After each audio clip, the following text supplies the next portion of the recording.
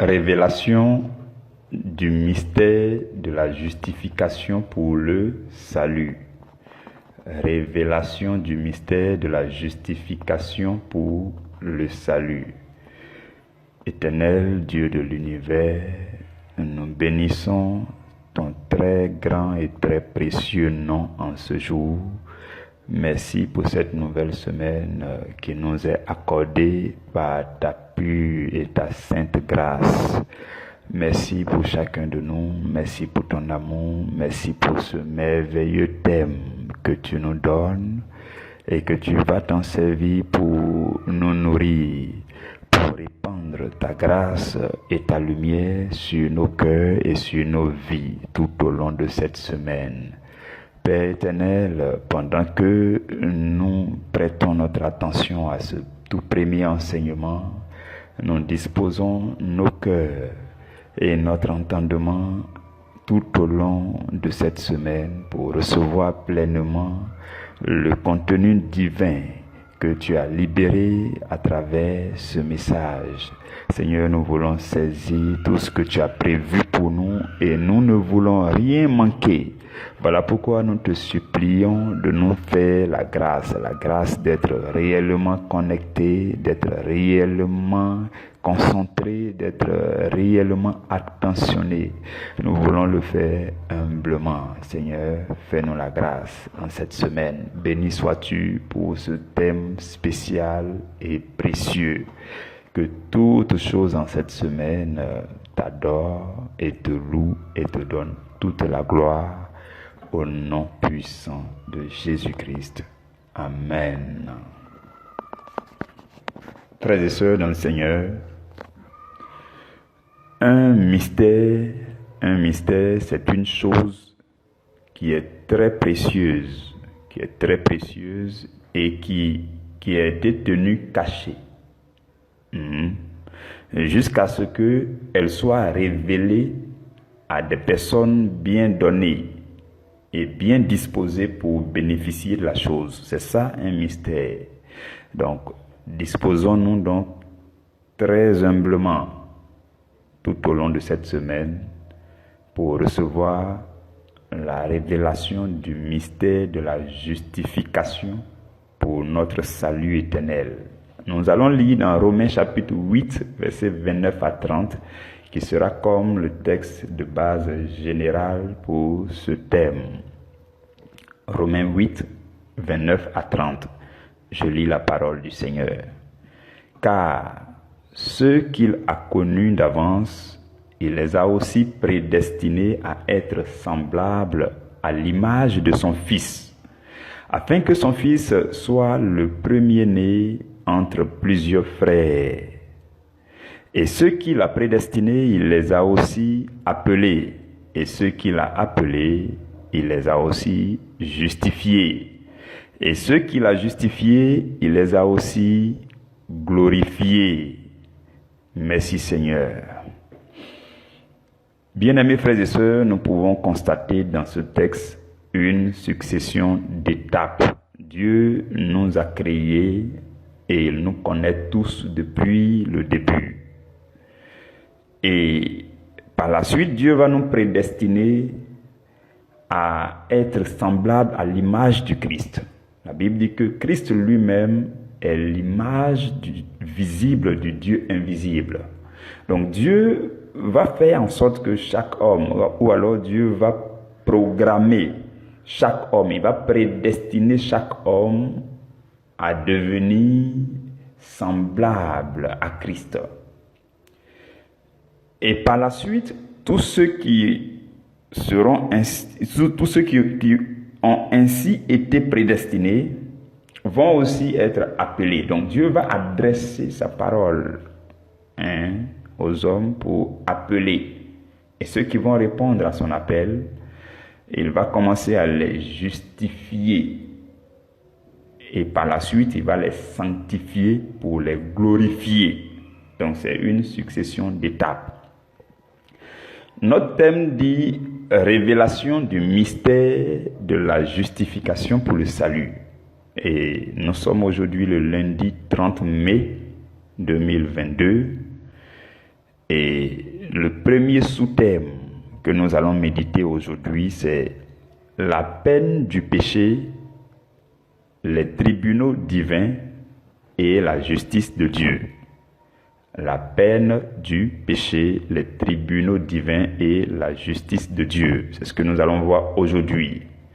Mais pendant que nous commençons, j'aimerais nous expliquer calmement ce que signifie la justification. Suivons vraiment très bien ensemble. C'est quoi la justification? De façon générale, la justification, c'est lorsque quelqu'un est appelé à s'expliquer, il est appelé à se défendre avec tous les arguments et tous les soutiens possibles. Il se défend, il s'explique pour qu'on voit et pour qu'on comprenne que ce qu'il a fait est juste ou pas. Et pour voir si on peut dire qu'il est juste ou bien il n'est pas juste. Et pour qu'on voit si on peut le déclarer juste, si on peut le classer parmi ceux qui sont justes. Si on peut dire qu'il est parmi ceux qui parlent et qui agissent de façon juste vis-à-vis des lois qui sont en place. C'est ça la justification. Et le mot de justification en lui-même doit se comprendre dans deux sens. Il y a le fait de se justifier, vous voyez, et il y a le fait de justifier. C'est deux sens. Donc, on ne dira pas se justification, on dit juste justification. Voilà pourquoi, pour chercher à comprendre maintenant, il faut comprendre qu'il y a deux sens. Il y a le fait de se justifier. Se justifier, c'est ce que je venais de dire tout à l'heure. C'est la justification qui consiste à se justifier. C'est le fait de démontrer son innocence, de s'expliquer pour prouver son innocence. C'est ça, se justifier.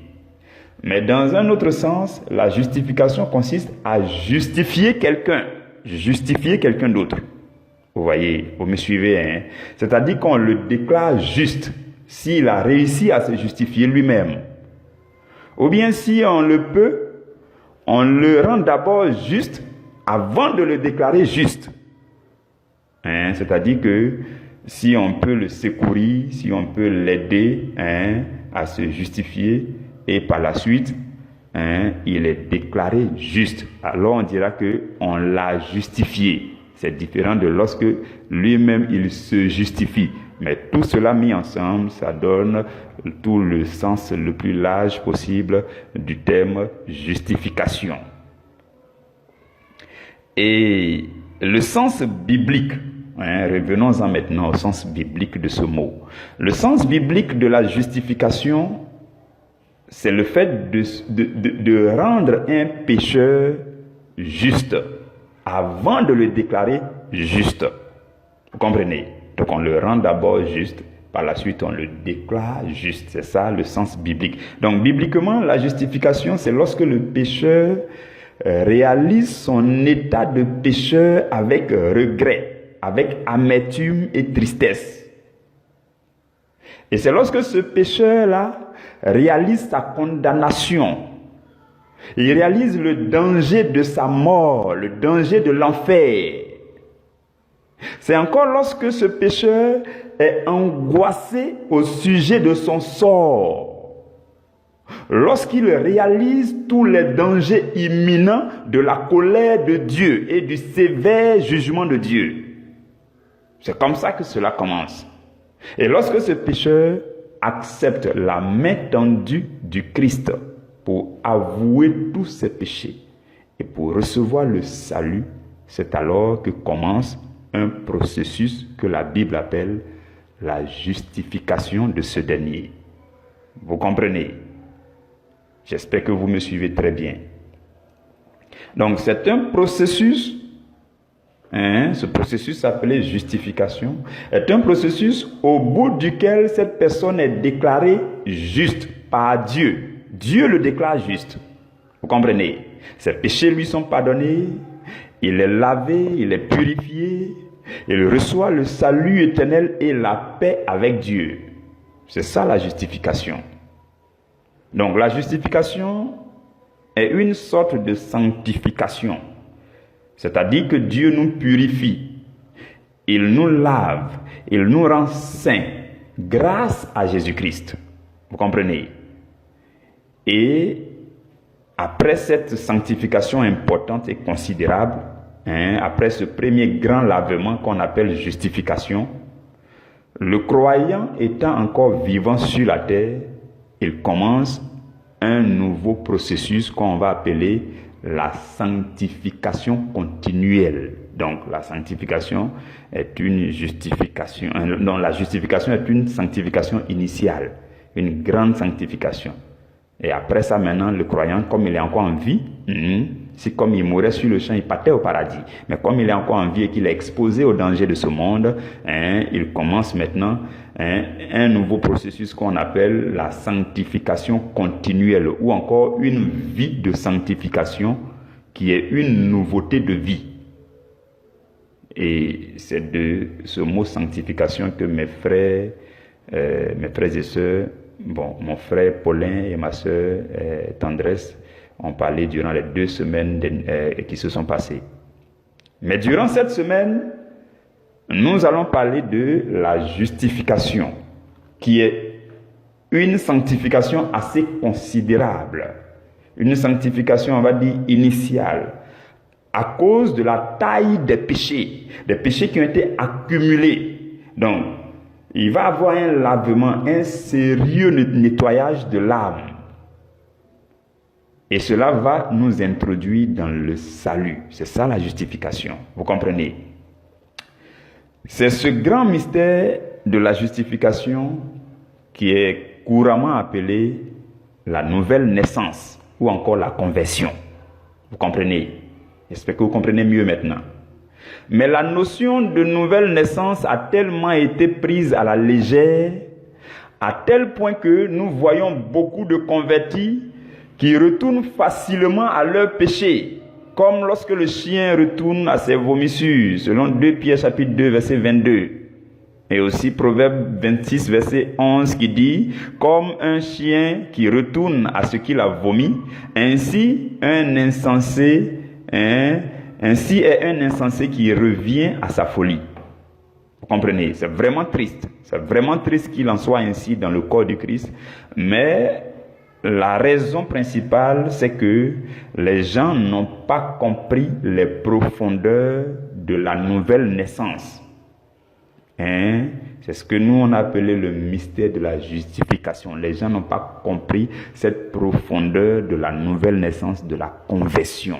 Donc, tout de suite, beaucoup retournent à leur vomissure. Et c'est triste dans le corps du Christ. Vous comprenez, frères et sœurs? Maintenant, je vais nous parler des 3 tribunaux divins.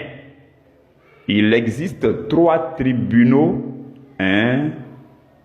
3 tribunaux de justice, 3 tribunaux divins dans le gouvernement de Dieu. Dans tout le gouvernement de Dieu, il existe 3 tribunaux divins.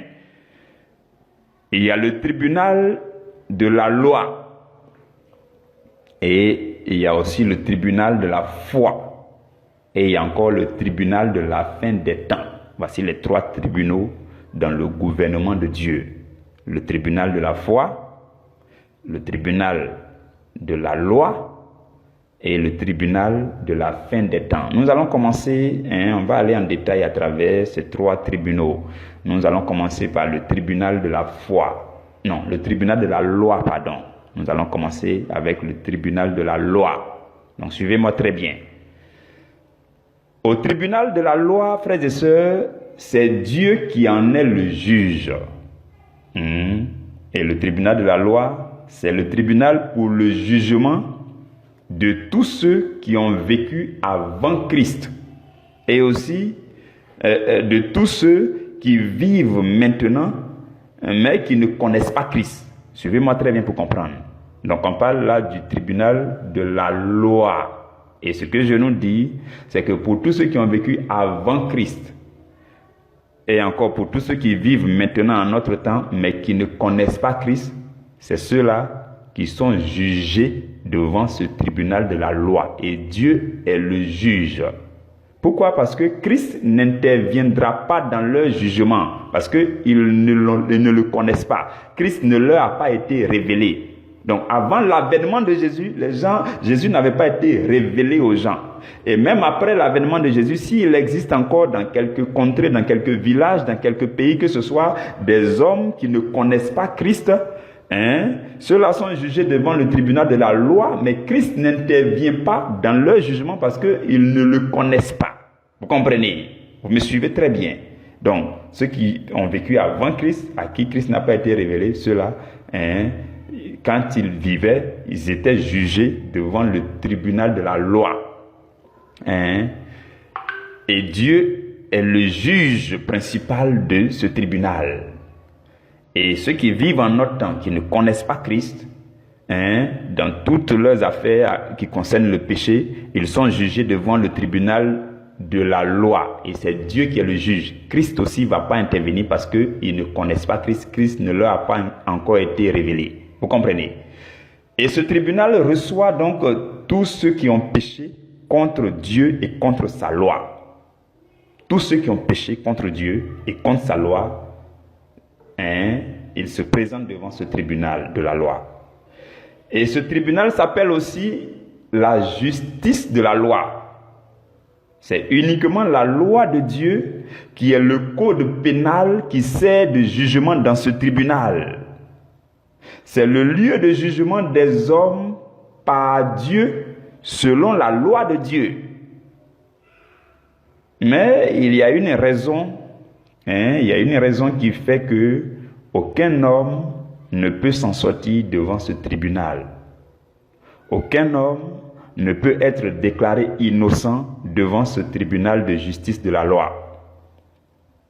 Cette raison est que tous les hommes sont descendants d'un couple qui a péché contre Dieu, Adam et Ève. Et ce péché originel a rendu tous les hommes coupables devant Dieu. Dieu a dit à Adam et Ève, Adam dans Genèse 2, verset 17, il dit « Tu ne mangeras pas de l'arbre de la connaissance du bien et du mal, car le jour où tu en mangeras, tu mourras. » Vous comprenez? Donc depuis que Adam et Ève ont commis ce péché originel, le péché est entré dans la nature humaine et la mort est entrée aussi. C'est ce que la Bible dit dans la première phrase de Romains chapitre 5, verset 12. Par un seul homme, le péché est entré dans le monde et par le péché, la mort aussi est entrée. Vous comprenez?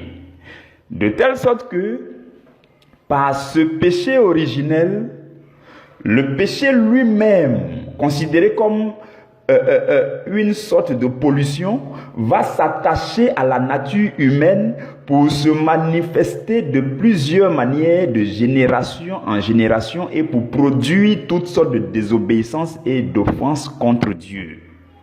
Vous comprenez? Donc avec le temps, les hommes sont devenus de moins en moins innocents devant le trône de justice de Dieu. Et la Bible dit dans 1 Jean chapitre 3 verset 4, « Quiconque pêche transgresse la loi, et le péché est la transgression de la loi. » Et encore dans Romains 3 verset 23, « Car tous ont péché et sont privés de la gloire de Dieu. » Et aussi dans Romains 3 verset 10, « Il n'y a point de juste, pas même un seul. » Et encore dans Romains 5, 16, c'est après une seule offense que le jugement est devenu condamnation. Donc, jugement est devenu quoi? Condamnation. Et le verset 18 dit, par une seule offense, la condamnation a atteint tous les hommes. A atteint combien d'hommes? Tous les hommes. Vous comprenez? Donc, la loi de Dieu, frères et sœurs, n'a pas été donnée pour la justification des pécheurs. Non. La loi n'a pas pour but de donner le salut aux hommes. La loi de Dieu n'a pas pour rôle, n'a pas pour but de donner le salut aux hommes. Galates 3, verset 24 dit, la loi a été comme un pédagogue un éducateur ou encore un précepteur pour nous conduire à Christ, afin que nous soyons justifiés par la foi. Vous comprenez? Et une autre chose est que le véritable problème au niveau de ce tribunal de la loi, c'est que les hommes sont accusés par leur propre péché. Et ils n'ont pas d'avocat. Pourquoi? Parce qu'ils ne connaissent pas Christ. Christ ne leur a pas été révélé. C'est ce qu'on a dit tout à l'heure. Tous ceux qui vivent maintenant et qui ne connaissent pas Christ, c'est ceux-là qui sont jugés devant ce tribunal de la loi. Ou alors tous ceux qui vivaient avant Christ, à qui Christ n'avait pas été révélé, ceux-là, ils étaient jugés devant le tribunal de la loi. Donc, non seulement le péché les a fait offenser Dieu, et le péché les a accusés, et ils se présentent devant le tribunal de la loi et ils n'ont pas d'avocat. Vous comprenez? C'est vraiment un sérieux problème.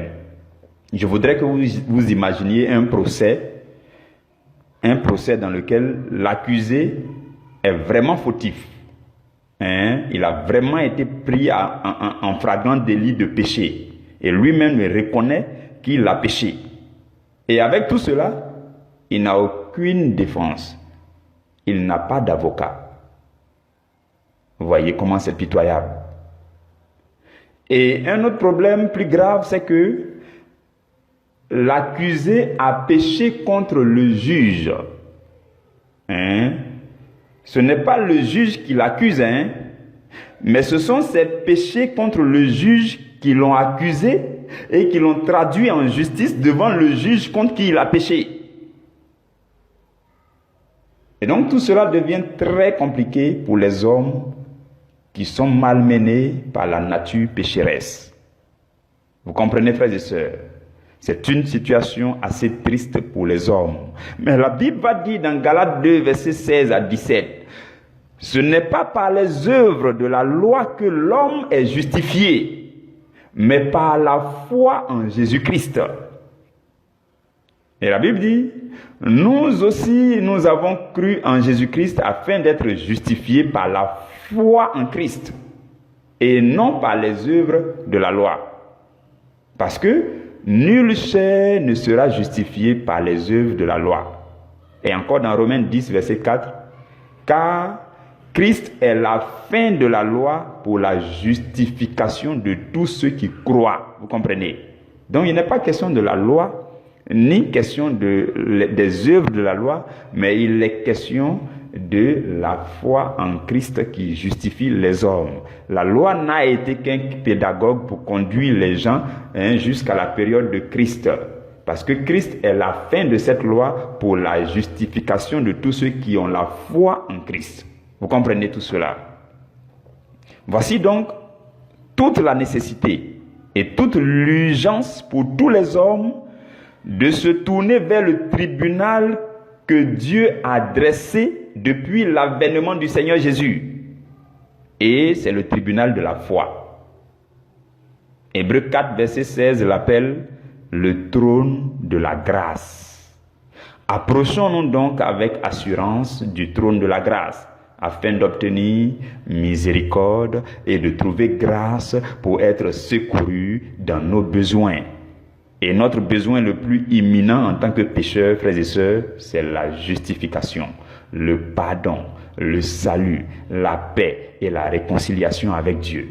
De telle sorte que, si nous pouvons comprendre l'urgence pour n'importe quel pécheur d'en appeler à Christ afin de passer devant le trône de la grâce, nous pouvons le faire si nous savons que nous avons péché, nous avons offensé le Seigneur. Donc ça devient urgent, très urgent pour n'importe quel homme de quitter devant le trône du jugement de la loi, devant le tribunal de la loi, pour en appeler à Christ afin de passer devant le tribunal de la foi qui est encore le trône de la grâce. C'est ce que nous allons voir maintenant. Je vais nous parler du tribunal de la foi. Dans ce tribunal, c'est toujours Dieu qui est le juge. Comme dans le premier tribunal, le tribunal de la loi, Dieu est le juge. Dans ce tribunal de la foi, c'est encore Dieu qui est le juge. Et Christ est l'avocat. L'avocat est le sauveur qui peut être sollicité librement et gratuitement par tout homme qui a péché. Christ est l'avocat, mais non pas n'importe quel avocat. Il n'est pas un simple avocat. Il est un avocat qui a payé tout le prix qu'il fallait payer pour acquitter tous les hommes, pour les sauver et les introduire dans la vie et dans le salut éternel. Christ est l'avocat qui a payé le prix pour obtenir la miséricorde et le pardon de Dieu pour les hommes de toutes les langues, de tous les peuples, de toutes les tribus et de toutes les nations, comme le dit Apocalypse 5, verset 9. Christ est non seulement avocat et sauveur, mais il est encore le Fils unique de Dieu. Il est le Fils unique du juge. Vous comprenez? En fait, le juge n'avait jamais voulu condamner les hommes parce qu'il les a créés à son image et selon sa ressemblance. Il aime tous les hommes d'un amour infini. Mais devant le tribunal de la loi, le premier tribunal, il ne peut pas aller contre sa propre loi. Mais il a tant aimé le monde qu'il a fini par donner son Fils unique en sacrifice pour racheter les hommes qu'il aime. C'est donc le Fils unique qui a été sacrifié, qui a été la rançon et qui est devenu le sauveur de tous les hommes. Et pour devenir encore leur défenseur, leur avocat et leur intercesseur. Vous comprenez, frères et sœurs? Dans Marc chapitre 10, verset 45, la Bible dit « Car le Fils de l'homme est venu non pour être servi, mais pour servir et donner sa vie comme la rançon de plusieurs. » Et dans 1 Jean chapitre 2, verset 1, la Bible dit « Si quelqu'un a péché, nous avons un avocat auprès du Père, Jésus-Christ le juste. Il est auprès du Père. » Et encore dans Romains 8, 33 à 34, la Bible dit « Qui accusera les élus de Dieu? C'est Dieu qui justifie. Qui les condamnera? Christ est mort, bien plus il est ressuscité et il est à la droite de Dieu et il intercède pour nous. » Vous comprenez, frères et sœurs? Donc, dans ce tribunal, ce n'est pas une question de loi. Ce n'est pas la loi qui est considérée, ni les œuvres de la loi, mais plutôt la foi en notre avocat qui est notre sauveur. Et la justice de ce tribunal n'est pas la justice de la loi, mais la justice de la foi en Christ qui a payé tous les prix pour devenir le sauveur et le défenseur le plus sûr de tous les hommes devant Dieu. Donc, il est question de la justice de la foi et non de la justice de la loi.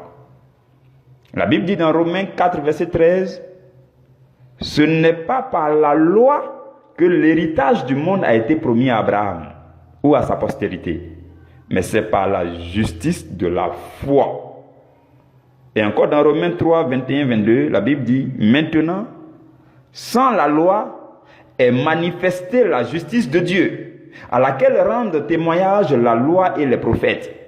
Justice de Dieu par la foi en Jésus-Christ. Pour tous ceux qui croient, il n'y a point de distinction. » Vous comprenez, tout le monde confondu. Et cette justice de la foi, cette justice de la foi qui régit et qui sous-tend les jugements devant ce tribunal de la foi, c'est une justice qui est révélée par l'évangile de Christ. La Bible dit dans Romains 1, 16, 17, « Car je n'ai point honte de l'évangile. C'est une puissance de Dieu pour le salut de quiconque croit, du juif premièrement, puis du grec. » Verset 17, « Parce que en l'évangile est révélée la justice de Dieu par la foi et pour la foi. » Vous comprenez?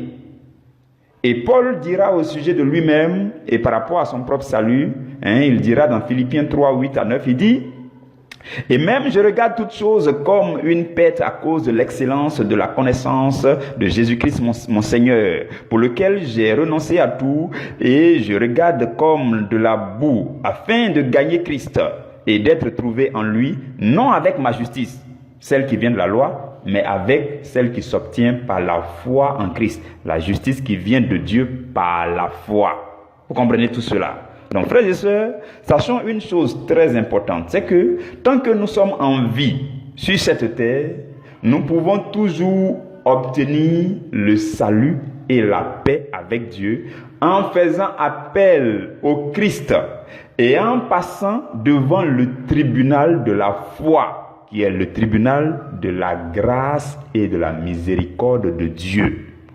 C'est ce tribunal qui a été dressé depuis l'avènement du Christ. Donc beaucoup sont encore devant le tribunal de la loi et ils sont condamnés. Ils ne peuvent pas parce qu'à cause de l'offense du péché originel, le jugement devant le tribunal de la loi est devenu condamnation. Aucun homme ne peut s'en sortir, même s'il pratique les œuvres de la loi, même s'il a la loi, il ne peut s'en sortir devant le tribunal de la loi parce que il a péché contre le juge, il n'a pas d'avocat, sa situation est triste. Voilà pourquoi depuis l'avènement du Christ, Dieu a dressé un nouveau tribunal qu'on appelle le trône de la grâce, le trône de la miséricorde, pour que quiconque fait appel à Christ l'avocat puisse être acquitté. Vous comprenez, frères et sœurs? C'est ce que nous sommes en train de dire. C'est ce que nous sommes en train de dire. Donc, dès que nous réalisons notre misérable condition de pécheur et que nous voyons tous les dangers des souffrances et de la mort, il nous reste une seule chose à faire, c'est de crier à Christ pour notre justification, pour notre liberté, pour notre délivrance, pour notre joie éternelle. Et la Bible dit, il n'y a plus de condamnation. Lorsque c'est le Fils de Dieu qui est notre avocat, frères et sœurs, il n'y a plus de condamnation. Parce que notre avocat est notre sauveur, notre défenseur et notre Seigneur. Romains 8, 1 à 2. Il n'y a donc maintenant aucune condamnation pour ceux qui sont en Christ. En effet, la loi de l'esprit de vie en Jésus-Christ m'a affranchi de la loi du péché et de la mort. Vous comprenez, frères et sœurs? Et ce qui est catastrophique, c'est que il y a un troisième tribunal qui est le tribunal de la fin des temps. Je vais en parler et nous allons terminer par là. Le tribunal de la fin des temps. Le tribunal de la fin des temps, frères et sœurs, c'est le tribunal devant lequel chacun de nous se tiendra à la fin des temps ou même après sa mort. Bon, il y a quelques polémiques pour voir si ce tribunal-là est à deux volets ou bien si ça sera le tribunal unique du jugement dernier. Certains disent que juste après la mort, chacun ira devant ce tribunal avant de s'y retrouver encore au jugement dernier après la résurrection des morts. Et il y a d'autres qui disent que nous serons jugés une seule fois devant ce tribunal après notre mort. Mais quoi qu'il en soit, devant ce tribunal-là, Dieu remet tout jugement au Christ. Comprenez cela. Dieu ne sera plus le juge devant le tribunal de la fin des temps. Contrairement au cas des deux premiers tribunaux, où on a dit Dieu était le juge, devant le tribunal de la fin des temps, Dieu ne sera plus le juge. Non. Dieu ne sera plus le juge. C'est Christ qui devient le juge. Et Christ ne sera plus le sauveur. Parce que Christ offre la miséricorde et le salut pour ceux qui sont encore en vie et non pour ceux qui sont morts. Retenez ces choses, s'il vous plaît. Sinon, si Christ devait encore offrir la miséricorde après la mort, il serait évident que tout le monde allait attendre après la mort pour demander la miséricorde et le salut. Et si c'était le cas, il serait inutile de parler de salut aux vivants. Vous comprenez? Donc après la mort, il n'est plus question de miséricorde. C'est aux vivants seulement que la miséricorde et le salut est proposé. Vous comprenez? Donc sachons-le très bien. Sachons-le très bien, s'il vous plaît. Après notre mort, Christ ne se présentera plus à nous comme l'avocat ou le sauveur. Christ sera le juge. Un juge sans miséricorde. Un juge sans pitié. Mais pendant que nous sommes sur la terre, il est sauveur. Et il offre encore le salut à tous, la miséricorde à tous. Remarquez ce que dit la Bible dans Jean chapitre 3, verset 17. La Bible dit, Dieu en effet n'a pas envoyé son Fils dans le monde pour qu'il juge le monde, mais pour que le monde soit sauvé par lui. C'est un verset intéressant. Donc, dans le monde, Christ n'est pas juge. Il vient pour sauver le monde. Vous voyez, dans le monde, tant qu'on est vivant dans le monde, Christ n'est pas juge, il est sauveur, il est avocat. Maintenant, remarquez dans Jean 5, 22, la Bible dit, le Père ne juge personne, mais il a remis tout jugement au Fils. Donc, un temps vient où le Père remet tout jugement au Fils. En fait, le Fils va exercer son règne de jugement dès que la période de miséricorde va se terminer pour chacun de nous, c'est-à-dire après la mort. Et dans Apocalypse 17, verset 30 à 31, la Bible dit, dans Acte 17, verset 30 à 31, la Bible dit, Dieu, sans tenir compte des temps d'ignorance, annonce maintenant à tous les hommes, annonce quand? Maintenant à tous les hommes, en tout lieu, qu'ils aient à se repentir. Parce que Dieu a fixé un jour où il jugera le monde selon la justice, par l'homme qu'il a désigné, ce dont il a donné à tous une preuve certaine en le ressuscitant des morts. Donc celui que Dieu a désigné, qu'il a ressuscité des morts, c'est celui-là que Dieu a désigné pour juger lorsque la fin des temps va arriver, lorsque les hommes vont finir leur vie sur la terre. Voilà pourquoi, pendant que nous sommes en vie, il dit, Dieu nous appelle tous à nous repentir maintenant, parce que c'est maintenant que la grâce et la miséricorde sont disponibles. Vous comprenez, frères et sœurs? Et une autre chose est que, devant ce tribunal de la fin des temps, le juge le juge va juger selon le livre de vie. Apocalypse 20, verset 15 dit, quiconque ne sera pas trouvé écrit dans le livre de vie sera jeté dans l'étang de feu. Vous comprenez? Apocalypse 20, verset 15. Donc, c'est le livre de vie qui est le code pénal pour le jugement à la fin des temps. Mais bien aimés frères et sœurs, nous qui sommes des âmes si précieuses aux yeux de Dieu, pendant que nous sommes sur cette terre et que nous entendons l'appel du Christ en attendant le jour de notre mort, nous entendons, et à chaque fois, chaque jour, nous entendons l'appel du Christ. Pendant que nous attendons le jour de notre mort, c'est encore le moment pour nous de solliciter la miséricorde de Dieu devant le tribunal de la grâce, afin que nos noms soient très bien gravés dans le livre de vie. Parce que tant que nous respirons, le salut est disponible pour nous. Et notre avocat nous attend pour notre justification. Notre avocat nous attend. Il tend la main et nous attend. Tant que nous sommes en vie, la miséricorde est disponible. Vous comprenez, frères et sœurs? Donc, ce que nous avons vu aujourd'hui, c'est l'urgence de passer par une très bonne conversion. C'est ce que nous avons vu d'abord. L'urgence de passer par une très bonne conversion. Une nouvelle naissance très sérieuse qu'on appelle la justification. C'est ce que nous avons appelé justification, mystère de la justification. Et qui libère totalement tous les pécheurs de leur fardeau. Et par la suite, nous avons vu les trois tribunaux divins et nous avons vu que ce n'est que devant le tribunal de la foi en Christ que la justification est possible, pour que nous soyons acquittés, lavés, nettoyés, pour que nous recevions le pardon de nos péchés et le salut éternel. Demain, nous verrons les détails profonds sur le prix qui a été payé par le Christ pour notre justification. Et nous allons aussi voir sur la façon dont s'opère la défense des hommes qui sont accusés par leurs péchés.